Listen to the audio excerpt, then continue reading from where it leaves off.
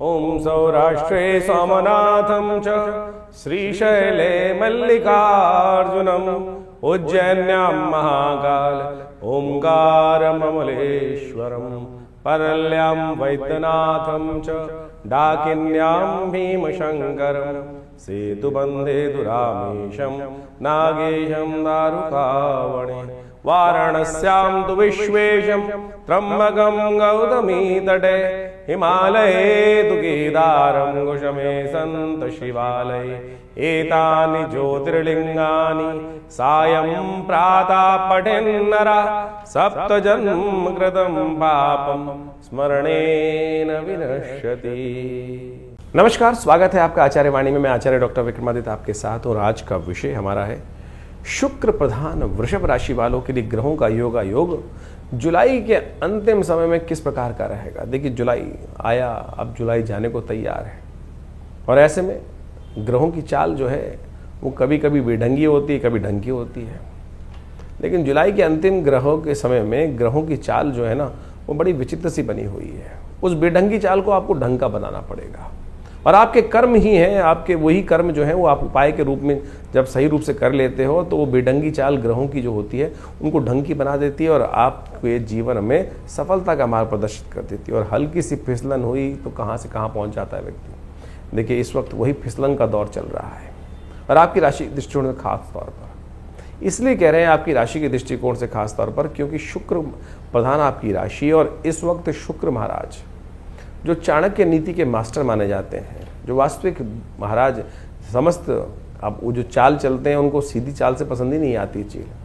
वो राक्षसों को दैत्यों के गुरु थे, और उन्होंने उन दैत्यों को भी देवताओं के समक्ष लाके खड़ा कर दिया। इस बात को मानना चाहिए आपको कि देवता सत्कर्म करने वाले और राक्षस दुष्कर्म करने वाले, और दैत्य गुरु की कृपा से ही, शुक्र महाराज की, भृगु महाराज की कृपा से ही उन दैत्यों ने कितना बड़ा ऐश्वर्य प्राप्त कर लिया कि जो देवता सदकर्म करके प्राप्त करते थे, भगवान की कृपा से प्राप्त करते थे, वही दैत्यों ने चाणक्य नीति के साथ वो चीज ऐश्वर्य प्राप्त कर लिया। अब दैत्य गुरु परिवर्तन करने के लिए जा रहे हैं, आपकी राशि के स्वामी जो है परिवर्तन करने जा रहे हैं, बृहस्पति के साथ एक ही घर में विराजमान होने जा रहे हैं, बुध के घर में प्रवेश करने जा रहे हैं, धन के भाव में। तो ध्यान रखना, धन का भाव, परिवार का भाव, कहीं परिवार में, घर में नीति, कुनीति, कूटनीति ये ना शुरू हो जाए घर में। इधर की बात उधर, उधर की बात इधर, घर में, ऑफिस में भी। कुटुंब बहुत बड़ा चीज होती है, तो ध्यान रखना पड़ेगा। आपकी राशि के दृष्टिकोण से ऐसे भाव बनते दिखाई दे रहे हैं। बृहस्पति और शुक्र एक राशि में संक्रमण करेंगे, एक राशि में एक साथ चलते दिखाई देंगे, और ये साथ साथ ध्यान रखने। इसके साथ साथ आपके शनि महाराज को भी यदि आप देख लें तो वो मंगल के साथ, मंगल महाराज ग्रह परिवर्तन, राशि परिवर्तन का योग बना रहे हैं, और वो भी कहीं ना कहीं बुद्धि को देख रहे हैं, और बुद्धि जो है वो द्वंद्वात्मक स्थिति उत्पन्न कर सकती है, क्योंकि उनका भी टकराव होने के योग बनने, समसप्तक योग बनकर तैयार है। और ऐसे में यदि आपकी राशि के दृष्टिकोण से देखा जाए तो इस वक्त मन का राज्य जो है ना, बड़ा विचित्र तौर पर तेजी से परिवर्तन करने की योग बनाएगा। इन सब परिवर्तनों को क्या कुछ प्रभाव उत्पन्न करने के योग बनेंगे वो हम सिलसिलेवार तरीके से आपको समझाएंगे। क्या कुछ ग्रहों के योग है, कैसे आपको लाभ लेना है, क्या कौन सा मार्ग, जब द्वंद्वात्मक स्थिति मनोमस्तिष्क में चल रही हो तो कौन सा मार्ग आपको सरलता से लाभ दे सकता है, ग्रहों के उपचार के कौन से आप रास्ते अपना सकते हैं, वही हम आपके समक्ष रास्ते बताने जा रहे हैं। सबसे पहले बात कर लेते हैं जुलाई के अंतिम भाग में 21 जुलाई की सोमवार का अवसर, एकादशी तिथि विद्यमान है, और उस दिन चंद्रमा उच्च के होकर आपकी राशि में ही विराजमान होने का योग बना रहे हैं। और ऐसे में ग्रह नक्षत्रों के दृष्टिकोण से इसका प्रभाव अच्छा ही है, खराब नहीं है, और ये आपके राशि के स्वामी के साथ विराजमान होकर आपके लिए अच्छे योग बना रहे हैं, आनंद देने के योग बना रहे हैं। आपका मन आनंद में होता दिखाई दे रहा है, आनंद से रास्ते खुल सकते हैं। ध्यान ये रखने के लिए आपको ज़रूरत है इस वक्त ग्रह नक्षत्रों के दृष्टिकोण से। सिर्फ राहु महाराज आपकी राशि में सब कुछ होते हुए भी अंधकार, सफलता में कुछ ना कुछ बाधा उत्पन्न कर रहे हैं, तो यदि राहु का उपचार आप करते चलोगे ना, भ्रम की स्थिति से बचे रहोगे। सब कुछ है आपके पास, लेकिन मन में भ्रम ऐसा है जो अंतिम दौर में जाकर कहीं ना कहीं जो रसास्वादन सफलता का होता है, जो कहा जाता है, उसमें कहीं ना कहीं डाल देते हैं। एक छोटा सा उपाय कर लिया करो। इन दिनों राहु खराब चल रहा है, तो हमने पहले ही बताया था आपको, थोड़ी गूगल लेकर घर में उसकी धूनी दे दिया करो, ओम भ्रांग भ्रीं भ्रंग से राहवे मम, इस मंत्र का जप कर दिया करो। शाम के समय हो सके तो बिल्ली को थोड़ा दूध डाल दिया करो, ये उपाय करते रहोगे। या हाथी को थोड़ा जहाँ हाथी दिखाई दे जाए, गणेश जी दिखाई दे जाए, तो कहीं ना कहीं उनको पत्ते कुछ ना कुछ हरी चीज़, गन्ना इत्यादि दान कर दिया करो, ये बहुत अच्छा रहेगा। खैर इस दिन खासतौर पर उस दिन एकादशी है, व्रत करें, भगवान का सुंदर स्तवन करें, हो सके तो इस दिन भगवान कृष्ण का सुंदर स्तवन करते। कृष्णा एकादशी कहा जाता है इस दिन, सावन की एकादशी को कृष्णा एकादशी भी कहा जाता है और कामिका एकादशी भी कहा जाता है इस दिन। तो भगवान कृष्ण को तुलसी दल मंजरी के साथ, जो बीज आते हैं ना, वो मंजरी के साथ ओम नमो भगवते वासुदेवाय इस बात अर्पित करने का प्रयास करें, कल्याण होगा। सोमवार है, सावन का दूसरा सोमवार उपस्थित है और इस सुंदर तिथि में कावड़ धारण करने का मुहूर्त भी चलता है। 2 दिन बाद जल चढ़ेगा भगवान को, इस दिन भी चढ़ाएं। हमने विवेकानंद योगाश्रम में सावन के दूसरे सोमवार के अवसर पर बड़ा विशाल एकादशी के साथ संयुक्त तौर पर भगवान का अभिषेक रखा है। आप भी उसमें सम्मिलित हो सकते हैं, अपने नाम से करा सकते हैं। और हमने ऐसा अद्भुत देखा है कि जैसी जिसकी भावना रहती है उस कष्ट को निवारण करने के लिए अनेक प्रकार के ये रुद्राभिषेक जब किया जाता है, प्रत्यक्ष यज्ञ है भगवान का, अभिषेकात्मक यज्ञ है, ये समस्त मनोरथों को सिद्ध करने वाला है। तो इच्छा पूर्ति के लिए इसमें सहायता, इसमें यदि करें, रुद्राभिषेक करें, कल्याण होगा। 22 तारीख मंगलवार का अवसर, द्वादशी और त्रयोदशी तिथि का योग बन रहा है, त्रयोदशी क्षय हो रही है, तो एक बात ध्यान रखें, नए कार्य आरंभ करने के लिए दिन अच्छा नहीं है। और ऐसे में ग्रहों का परिवर्तन का योग है और ये कहता है परिवर्तन का योग आपके लिए, जितने आप सरल होकर भगवान के आशीर्वाद की तरफ चलोगे उतना वारे न्यारे करने की योग बनते दिखाई देने। आने वाले 2-3 दिन खास तौर पर आपकी राशि के दृष्टिकोण से एक बहुत सुंदर बृहस्पति के साथ चंद्रमा राजयोग बना रहा है आपके लिए। आशीर्वाद ले लो, आशीर्वाद के दिन चल रहे हैं। भगवान शिव का आशीर्वाद तो क्या है ना, भावी मेट सके त्रिपुरारी, ये रामायण के अंदर कहा गया है कि जब भगवान का अनुग्रह प्राप्त करने से समस्त प्रकार के कष्टों को दूर करने के योग बन जाते हैं। और ऐसे में शिव का ही महीना चल रहा है, तो यदि आप आशीर्वाद लें, भगवान को दूध का खीर का भोग लगाएं और माता पिता के समक्ष साथ बैठकर आनंद भाव से उनके आशीर्वाद उनको पसंद करते हुए, जैसे कावड़ के अंदर कहा जाता है ना कि जो विशेष तौर पर श्रवण कुमार थे, माता पिता की खूब सेवा करते, तो आपकी योग बन रहे हैं ऐसे। जितना माता पिता का आशीर्वाद लोगे उतने कल्याण धारण करने के योग बन सकते हैं। ध्यान कर लें, कावड़ धारण करने का अंतिम समय है, कल ही चढ़ेगा जल भगवान को। इस दिन विशेष तौर पर पूजन करें, कल्याण के योग बनेंगे। 23 तारीख बुधवार का अवसर, चतुर्दशी तिथि विद्यमान है, साथ में मासिक शिवरात्रि का योग बन गया है। गज की स्त्री योग आपकी राशि में विराजमान है। आपकी मेहनत और आपको सत्कर्म से आपके लिए लाभ के योग प्रशस्त होते दिखाई दे रहे हैं। ध्यान रखें, इस दिन गौ सेवा भी करें, हो सके तो विशेष तौर पर चने की दाल का दान करना आपकी राशि के दृष्टिकोण से बड़ा सुंदर योग बनाएगा। आपकी राशि में शिव का सुंदर पूजन करें। और इस समय विवेकानंद योगाश्रम में इस दिन खास कार्यक्रम रहेगा, शाम को रुद्र यज्ञ के साथ साथ शिवरात्रि का विशेष पूजन रहेगा। आप उसमें सम्मिलित होंगे तो अच्छा रहेगा। अपने स्थान को आरक्षित करने के लिए फ़ोन पे संपर्क साध सकते हैं। अपने नाम से रुद्राभिषेक कराने के लिए फ़ोन पे संपर्क साध सकते हैं। ये वेला बहुत मुश्किल से आती है, बुधवार के दिन सुंदर शिवरात्रि का योग बन रहा है श्री गणेश के समस्त भगवान के समस्त परिवार के साथ, तो उनका भगवान का पूजन करने का सुंदर कार्यक्रम आश्रम पे विराजमान है। आप अवश्य उसमें सम्मिलित हों। 24 तारीख बृहस्पतिवार का अवसर, अमावस्या तिथि, ये सावन की अमावस्या है। कई बार हमारे ग्रहों नक्षत्रों के दृष्टिकोण से विशेष प्रकार के योग बनते हैं और इस दिन ग्रह नक्षत्रों के परिवर्तन के विशेष योग बनते दिखाई दे रहे हैं। पराक्रम से आपके वारे न्यारे होने के योग बन सकते हैं। ये ग्रहों की स्थिति आपके लिए अनुकूल बनती दिखाई दे रही है। पराक्रम से बहुत सारी चीज़ें आपके लिए पॉजिटिव होती हैं कि योग बन सकते हैं। अमावस्या है, इस समय अपने पराक्रम को पॉजिटिव रिजल्ट लाने के लिए थोड़ा ध्यान कर लीजिए। कई बार हमारे पूर्व अर्जित जो कर्म होते हैं, वो दुष्कर्म जो होते हैं, वो कहीं ना कहीं हमारे जीवन में कष्ट दे रहे होते हैं। और ऐसे में अमावस्या वो तिथि होती है जो पूर्व अर्जित कर्म है, दुष्कर्म है, उनको क्षय करने का योग बन जाते हैं। ये हरियाली तीज है। बहुत सारे लोग इसका महत्व नहीं समझते हैं, केवल ब्राह्मण भोजन करा के निवृत्त हो जाते हैं और सोचते हैं उसी से हो जाएगा। लेकिन हम एक विशेष उपाय बताते हैं आपको। आपकी राशि के दृष्टिकोण से कोशिश ये करें, अशोक का या पीपल का पेड़ इस दिन किसी धर्मस्थल पर या किसी बाग बगीचे में रोपित करें और उसका पूरी श्रद्धा के साथ कुछ दिन 6 महीने तक उसका पालन पोषण करें। रविवार को मत छूना यदि पीपल का पेड़ लगाओ तो, और उसका पूर्ण करने का प्रयास करें। पुराने यदि प्रेत बाधा भी जीवन में आ रही हो तो उससे निवृत्ति का मार्ग बहुत सुंदर तरीके से प्रशस्त हो जाता है। ध्यान रखना, इस दिन बुद्ध महाराज जो हैं वो अस्त स्थिति में जाने वाले हैं और बुद्ध का अस्त होना आपके चलते हुए कामों में विशेष रुकावट उत्पन्न करने के योग दे सकता है। इसलिए बुद्ध को शक्ति देने के लिए ये जो उपाय हमने बताया हरियाली तीज पर सबसे श्रेष्ठ रहेगा। इस दिन यदि आप आप एक काम और कर सकते हैं, बिल्वपत्र का पेड़ लगाना आपकी राशि के दृष्टिकोण से बहुत श्रेष्ठ रहेगा। किसी देवस्थल, शिवालय जहाँ मंदिर हो, जहाँ वहाँ पर बिल्वपत्र का रोपित करना आपके लिए विशेष तौर पर कुछ नई रिसर्च, यदि आप कोई काम कर रहे हैं उसमें रिजल्ट नहीं आ रहे हैं तो बिल्वपत्र के पेड़ को रोपित कर उनका पूजन नित्यप्रति करने से आपके लिए बहुत सुंदर योग बन सकता है।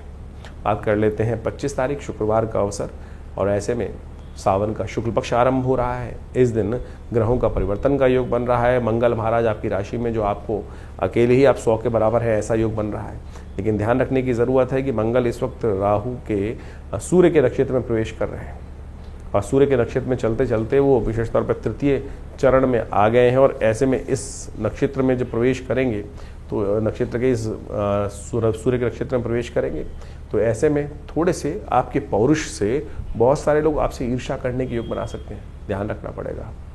बहुत ज़्यादा लोगों को जलाएं ना, बहुत ज़्यादा लोगों को एग्रीवेट ना करें, और जो हो सके तो उनको ज़बरदस्ती शिक्षा देने का प्रयास करें। जो आपके पास आए उसके बात करने का प्रयास करें, लेकिन ज़बरदस्ती जाकर भिड़े ना लोगों से। तो ऐसे में विशाल हृदय वाले लोग हैं वो आपको लाभ देने के योग बनाएंगे, लेकिन संकुचित विचारधारा वाले लोग हैं वो आपको परेशानी में डाल सकते हैं। ध्यान रखते हुए कार्य करने की ज़रूरत है। 26 तारीख शनिवार का दिन जान लीजिए आपकी राशि के दृष्टिकोण से वृषभ राशि वालों के लिए क्या कुछ योग बना रहा है। इस दिन तृतीया तिथि विद्यमान है, मधुश्रवा तीज का योग दिखाई देता है, और ग्रह नक्षत्रों के दृष्टिकोण से ये परिवर्तन का योग आपकी राशि में जो बन रहा है वो खासतौर पर ध्यान रखने योग्य है। 27 तारीख के दिन रविवार का ये योग जो है विशेष तौर पर मधुश्रवा तीज जो है वो बहुत विशेष परिवर्तन के साथ आपकी राशि में उपस्थित हो रहा है, और ऐसे में आपको स्वास्थ्य के प्रति थोड़ा ध्यान देने की ज़रूरत है। स्वास्थ्य के प्रति थोड़ा अननेसेसरी खर्चा होने के योग दिखाई देते हैं। हो सके तो इस दिन शहद से भगवान का अभिषेक करने का प्रयास करें। शहद का दान करना, शहद भगवान को अभिषेक करना आपके लिए समस्त रूप से कल्याण के योग बनाएगा। और अब ग्रह नक्षत्रों के दृष्टिकोण से एक जब समझें कि बृहस्पति के साथ शुक्र महाराज भी विराजमान हो चुके हैं, और एक दिन पहले ही उन्होंने अब राशि परिवर्तन का योग बनाया है। 26 तारीख को शनिवार के दिन उन्होंने राशि परिवर्तन का योग बनाया था, और ऐसे में बुद्धि जो है द्वंद्वात्मक स्थिति में जाती दिखाई देगी। हर चीज़ में, परिवार में कहीं ना कहीं किसी ना किसी बिजनेस में है, कहीं है, तो हर चीज़ में दो रास्ते आपके समक्ष आते दिखाई देंगे। द्वंद्व से बचने के लिए आपको अपने दिमाग को शांत रखना पड़ेगा। भगवान शंकर का नित्य प्रति अभिषेक करें, 1 लोटा भगवान पर अर्पित करते चलें, दिमाग शांत रहेगा आपका भी, और इससे आपके कष्टों को निवारण करने का योग बनता जाएगा।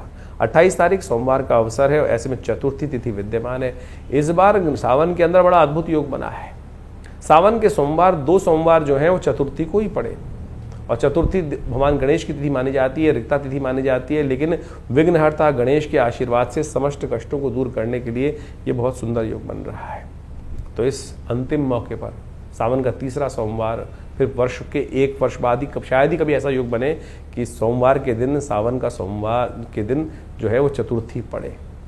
तो ऐसे में विघ्नों को दूर करने के लिए भगवान गणेश के साथ दूर्वा के गणेश बनाकर, दूर्वा चतुर्थी कही जाती है इसको, कि दूर्वा के गणेश बनाकर भगवान को अर्पित करें। हो सके तो 108 दूर्वा अंकुर भगवान को अर्पित करने का प्रयास करें, आपके लिए कल्याणकारी योग बन सकते हैं। मंगल परिवर्तन की तरफ जा रहे हैं, और ये मंगल का परिवर्तन आपकी राशि के दृष्टिकोण से बड़ा विचित्र योग बनाता दिखाई दे रहा है।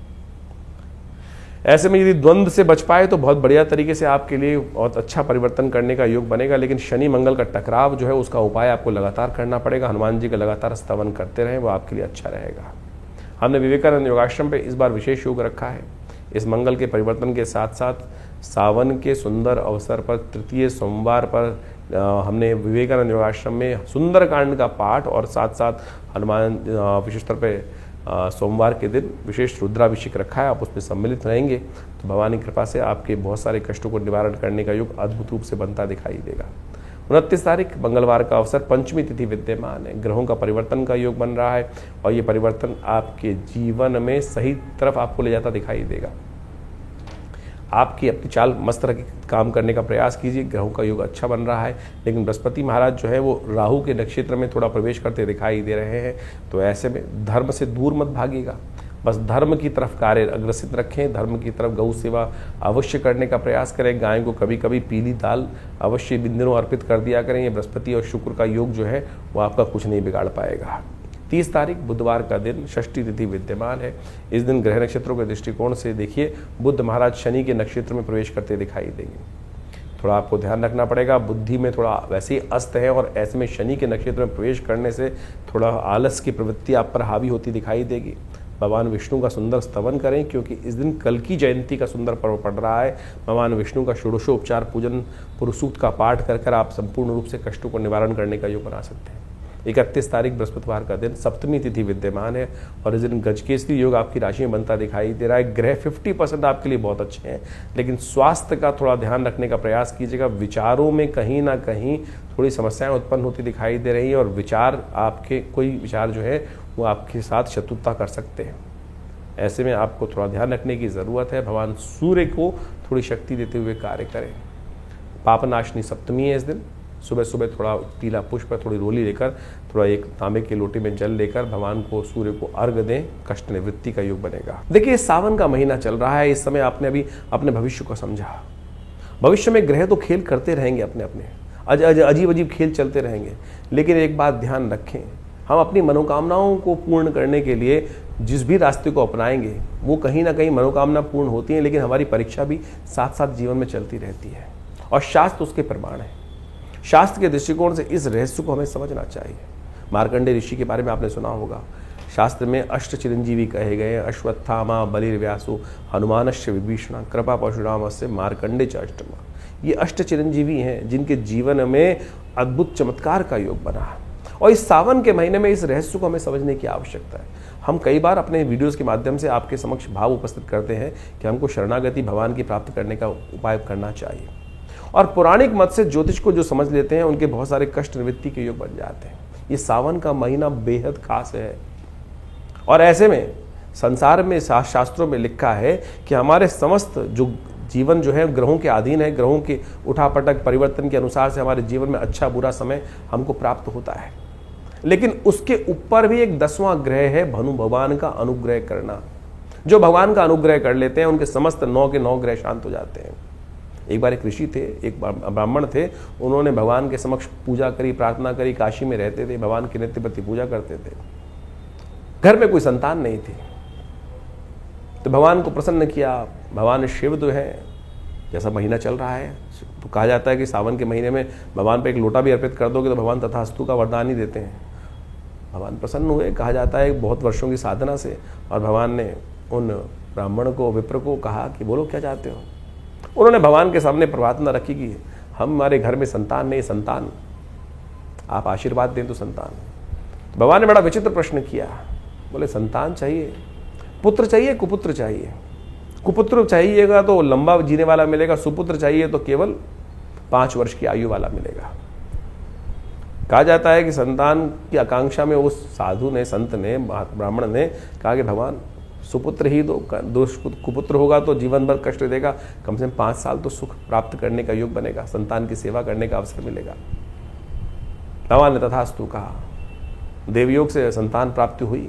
मार्कंडेय ऋषि उस घर में उत्पन्न हुए और जैसे जैसे जीवन समय आगे चलता रहा, उस साधु को, उस ब्राह्मण को ये तो पता ही था कि बच्चे की आयु केवल 5 साल है। 4 साल बड़े सुंदर निकल गए, 1 वर्ष रह गया। मन में ऐसे भाव थे कि अब बचा कहाँ है, समय सुख का बस अंतिम समय है, बालक का जीवन केवल 1 वर्ष शेष रह गया है। तो कहा जाता है कि उन्होंने कई जगह जन्मपत्री दिखाई, तो उन्होंने कहा कि किसी संत का आशीर्वाद मिल जाए तो इसके समस्त जो है कष्ट निवृत्त हो सकते हैं। संत का आशीर्वाद इतना चमत्कारी होता है, इसलिए हम कई बार आपको कहते हैं कि जहाँ भी संत हैं उनको दर्शन करके लाभ लेने का प्रयास करें। तो मार्कंडेय ऋषि के जीवन में एक घटना घटी कि उनके पिता को कहा किसी ज्योतिषी ने कि भाई संत का आशीर्वाद चाहिए, संतों का आशीर्वाद। बोले संत कहाँ ढूंढने मिलेंगे, संत कहाँ ढूंढूं। बोले तुम तो ये छोड़ो कौन है कि संत नहीं, सबका ही आशीर्वाद लेने का प्रयास करो, हो सकता है भाग्य से कोई ना कोई मिल जाए। बोले क्या करूं। बोले एक काम करो, कुटिया बनाओ, गंगा के तट पर संत महात्मा दर्शन करने आते हैं, स्नान करने आते हैं, जो भी दिखाई दें अब सब उनके ही चरणों में नमन करो, सब आशीर्वाद देंगे। यही किया उन्होंने। 1 वर्ष था, धीरे समय भागता चला गया। देवयोग से 3 दिन शेष रह गए थे उस 1 वर्ष पूरा होने में। मार्कंडेय ऋषि का जो शरीर था पूरा होने में 3 दिन बाकी थे। देवयोग से भगवान की कृपा से 7 ऋषि वहाँ से निकले, उन्होंने नमन किया और जैसे ही मार्कंडेय ऋषि ने उनको नमन किया, उस ऋषि बालक ने नमस्कार प्रणाम किया, उन्होंने कहा यशस्वी भव, दीर्घायु भव। और जैसे ही दीर्घायु कहा तो वो ब्राह्मण था, हंसा।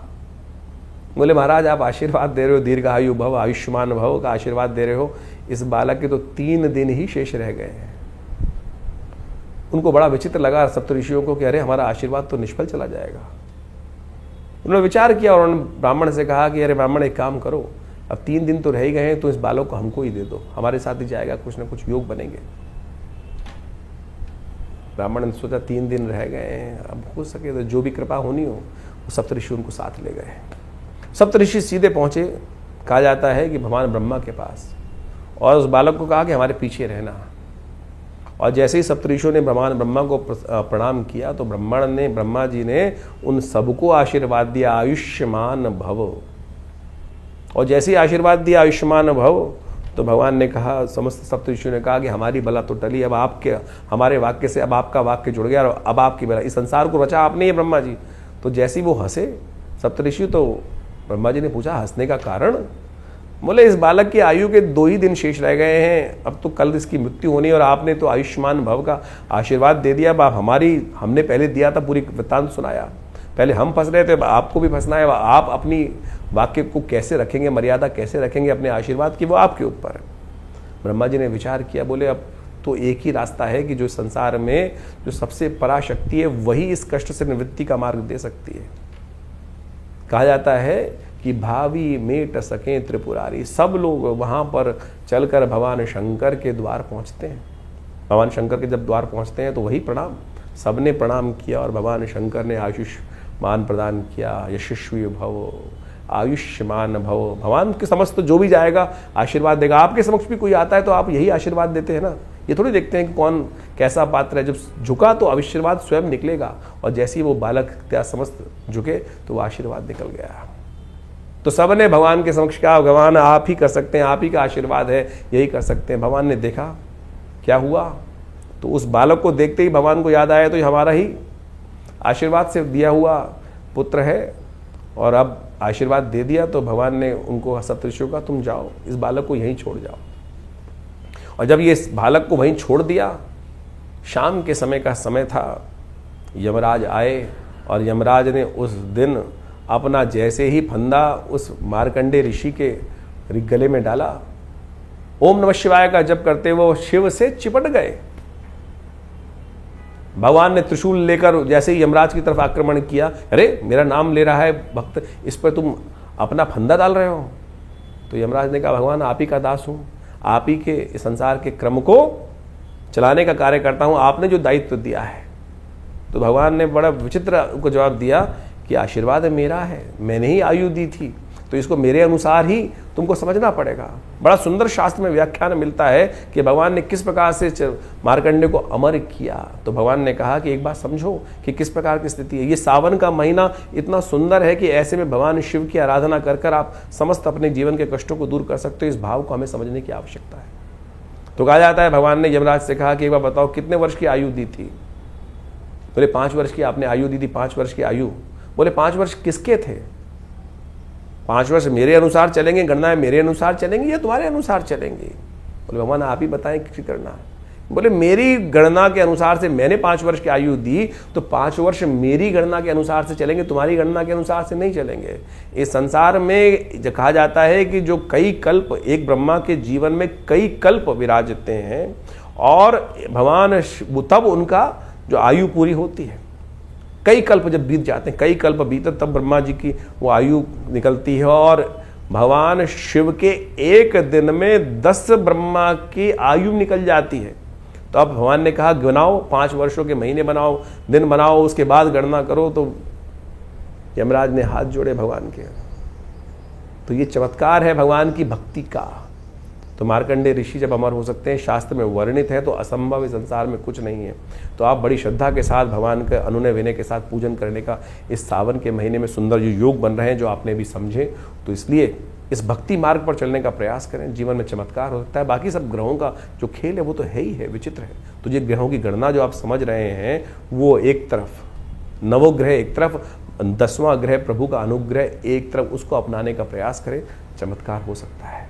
तो सावन के सुंदर महीने में आपने ग्रहों का योगा योग समझने का प्रयास किया और इसके अनुसार से आपकी राशि के दृष्टिकोण से किस प्रकार के ग्रहों का योगा योग चल रहा है वो आप समझ लें तो बहुत अच्छे से आप चीज़ों को, परिस्थितियों को अपने अनुरूप से परिवर्तन करने का योग बना सकते हैं। देखिए, जैसे ग्रहों का योग, परिवर्तन का योग इस समय बना है, चाहे वो शनि का परिवर्तन हो चुका हो, उसके साथ साथ मंगल का परिवर्तन जो विचित्र योग बना रहा है वो आपको समझ लेना चाहिए, समसप्तक योग। ऐसे में कई ग्रहों का जो परिवर्तन, बुध का अस्त होना, ये सबका सब बहुत विशेष योग लेकर आपके जीवन में उपस्थित हो रहा है। यदि हम वास्तविक तौर पर राजनीतिक दृष्टिकोण से या विश्व के व्यापक दृष्टिकोण से देखा जाए तो शनि मंगल का समसप्तक योग कई प्रकार की भयावह त्रासदियों को जन्म दे सकता है, चाहे वो प्राकृतिक आपदाओं के रूप में हो या वो विशेष तौर पर राजनीतिक तौर पर या सामाजिक दृष्टिकोण से। कई प्रकार के द्वंद्व ऐसे समय में उपस्थित होते हैं। ज्योतिष की गणनाओं के अनुसार से इस बात को हम अच्छे से समझ सकते हैं कि जब जब शनि मंगल आपस में या तो एक संग बैठे हों या एक दूसरे के सामने हो तो युद्ध की स्थिति रहती है, चाहे वो किसी का भी जीवन चल रहा हो। तो ऐसे में अपने मनोमस्तिष्क को हमको शांत रखते हुए कार्य करने का प्रयास करना चाहिए। जिस प्रकार से ग्रह योग आने वाले 3-4 महीने तक के लिए इस प्रकार की स्थिति बना रहे हैं, अभी समसप्तक योग बन रहा है, फिर आगे जाके षडाष्टक योग पुनः बन जाएगा शनि का और विशेष तौर पर मंगल के साथ। और ऐसे में 2 ग्रह विशेष तौर पर और भी समझने की आवश्यकता है। शुक्र और बृहस्पति दोनों ज्ञान के देवता है, एक देवगुरु हैं और एक दैत्य गुरु हैं, और उनका भी एक स्थान पर युति होना वो भी विशेष तौर पर विशेष परिवर्तन का जीवन में उत्थान करने का योग देता है। ऐसे में समझना चाहिए कि बुद्धि की युग चलेंगे और कहीं ना कहीं बुद्धि के तर्क वितर्क के दृष्टिकोण से कहीं ना कहीं स्थितियों को हम अपने पॉजिटिव भी कर सकते हैं और नेगेटिव भी कर सकते हैं। अगर नहीं समझेंगे, नेगेटिव करेंगे तो, क्योंकि शुक्र चाल पे चाल चलने के योग, बृहस्पति और शुक्र जब भी एक साथ आते हैं तो कहीं ना कहीं द्वंद्वात्मक स्थिति बनती है। और एक साथ मंगल शनि का टकराव और शुक्र और बृहस्पति का एक साथ युति होना, ये विश्व के दृष्टिकोण से पुनः एक ना एक, कई राजनीतिक दृष्टिकोण से, कूटनीति के दृष्टिकोण से थोड़ा सा समस्याएं उत्पन्न करने वाला दिखाई देता है। जो लोग शेयर इत्यादि के क्षेत्र में या किसी भी प्रकार के कार्य करने में जहां बहुत तेज डिसीजन लेने की आवश्यकता होती है, ऐसे में सावधानी के साथ कार्य करने की ज़रूरत रहेगी। मार्केट में एक विशेष तौर पर जो ग्राफ है वो उठने और गिरने का योग विशेष तौर पर बनता दिखाई दे रहा है। तो ऐसे में ग्रहों की स्थिति को आपने यदि समझ लिया, उसके अनुसार से जीवन में परिवर्तन करने का प्रयास किया तो बहुत अच्छे से चीज़ों को आप अपने अनुरूप परिवर्तन करने का योग बना सकते हैं। और आदिकाल में भी लोगों ने इसी प्रकार से योग अयोग का लाभ जीवन में समझने का प्रयास किया है। बहुत सारे लोगों के प्रश्न मन में चलते रहते हैं और उन प्रश्नों का निवारण करना भी बहुत सारा आवश्यक ज़रूरी होता है। इन स्थिति जीवन में कष्ट हैं और उनका निवारण करने का मार्ग विभिन्न उपायों के माध्यम से शास्त्र में ऋषियों ने अपने अपने अनुसार से शास्त्रों में वर्णित किया है। लेकिन विशेष योग जो है वो हरिनाम ही है, भगवान का नाम ही है, जो सब प्रकार से जीवन के कष्टों को दूर करता है। भगवान वेदव्यास ने समस्त पुराणों की, समस्त बहुत विशेष ग्रंथों की रचना करी और उन्होंने अंत में एक बात लिखी, आलुड्य सर्वशास्त्रानि विचारैव पुनः पुनः इदमेकम सुनिष्पन्नम ध्याये नारायण सदा। तो भगवान का, श्री हरि का, भगवान का स्तवन किसी प्रकार भी यदि हम कर लें, वही वास्तविक तौर पर ग्रहों का निवारण होता है। इंडिविजुअल तौर पर कई ग्रहों के उपचार के तौर पर बहुत सारे समय समय पे हम उपाय बताते ही रहते हैं, लेकिन उसके साथ साथ भी पराप्रकृति ने, ऋषियों ने जिस प्रकार से हमारे भारतीय सनातन पद्धति के अनुसार से विभिन्न त्योहारों को, विभिन्न जो उत्सव है उनकी संरचना करी है, वो इसी सोच समझ कर करी है कि किसी न किसी प्रकार से हम उस प्रभु भजन में अपने आप को लगाए रखें। सावन चल रहा है और सावन में भगवान को प्रसन्न करने के लिए एक लोटा जल ही काफ़ी है। अनेक अनेक अनुष्ठान, बड़े बड़े अनुष्ठान, बड़े बड़े चमत्कारिक प्रभाव उपस्थित करते हैं, उनको भी करना बड़ा श्रेष्ठ शास्त्र माना गया है। लेकिन वहाँ सबसे बढ़िया जो सरलतम उपाय है, भगवान शिव पर एक लोटा जल ही अर्पित कर दे। यदि नित्यप्रति इस उपाय को कर लेना, आपको कोई बहुत बड़े किसी और उपाय की आवश्यकता नहीं पड़ेगी। तो शास्त्र में इन सब जो रीति रिवाज के माध्यम से इन समस्त सरल पद्धतियों को हमारे ऋषि मुनियों ने वहाँ पर इंगित किया है, तो इसको हमें समझना चाहिए। सरल भाव, हम जीवन में अपने मन से सरल ही नहीं हो पाते हैं, और जब तक सरल नहीं होंगे तब तक वो जीवन में कष्ट निवारण का मार्ग खुलेगा नहीं। तो ज्योतिष में कोशिश ये करें अपने जीवन में समस्त ग्रहों का उपचार करने के लिए विभिन्न विभिन्न मंत्र, अनेक अनेक चमत्कारिक मंत्र उपस्थित किए जाते हैं, और हमने उन समस्त मंत्रों का अनुसंधान करके देखा। विभिन्न विभिन्न प्रकार के जीवन में हर बहुत सारे लोग कष्ट में आते हैं, ऐसे में यदि स्वास्थ्य के दृष्टिकोण से कोई समस्या चल रही हो तो इस विशेष तौर पर सावन के महीने में महामृत्युंजय मंत्र का जप करना सबसे श्रेष्ठकर माना गया है। तो ऐसे में कैसी भी बड़ी विपदा हो उससे निवृत्ति का मार्ग प्राप्त करने के लिए, उस कष्ट को अपने जीवन से दूर करने के लिए महामृत्युंजय मंत्र का यथाउचित भाव से श्रद्धा के साथ अवश्य जप करें और उसी मंत्र का जप करते हुए भगवान का अभिषेक भी करने का प्रयास करें। चाहे वो दूध से कर सकें, चाहे वो जल से कर सकें, जैसी आपकी सामर्थ्य, जैसी आपकी इच्छा हो। भगवान भाव के भूखे हैं और भगवान के भाव जो दिए भाव का ही सामग्री बनाकर भगवान के श्री चरणों में अर्पित कर दें तो देखिए समस्त कष्ट निवारण करने की देर नहीं लगी। शास्त्र कहता है एक घड़ी आधी से पुनियाद, तुलसी संगत साध की हरे कोट अपराध। तो इसलिए वो एक क्षण कब आ जाए।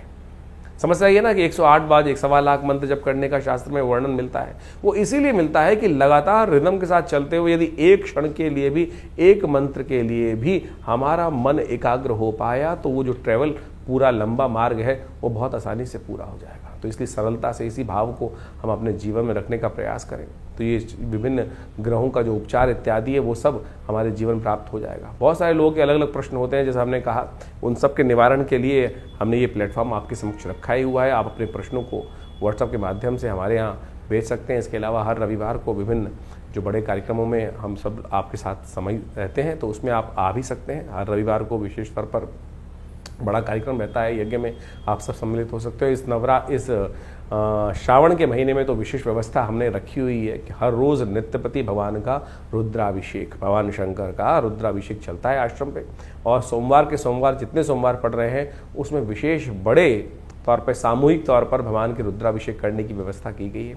आप भगवान के सानिध्य में एक बार रुद्राभिषेक का सुंदर आनंद शास्त्र विधि के अनुसार से कर देखिएगा समस्त कष्टों को निवारण करने का सुंदर मार्ग अवश्य प्राप्त होगा। इसकी सुंदर व्यवस्था आश्रम की तरफ से है, तो आप स्वयं आकर किसी भी जो व्यवस्था को जानते हुए फ़ोन नंबर से संपर्क साध कर आप उस कार्यक्रम में जुड़ सकते हैं।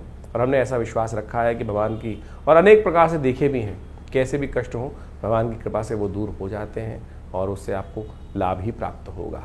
धन्यवाद।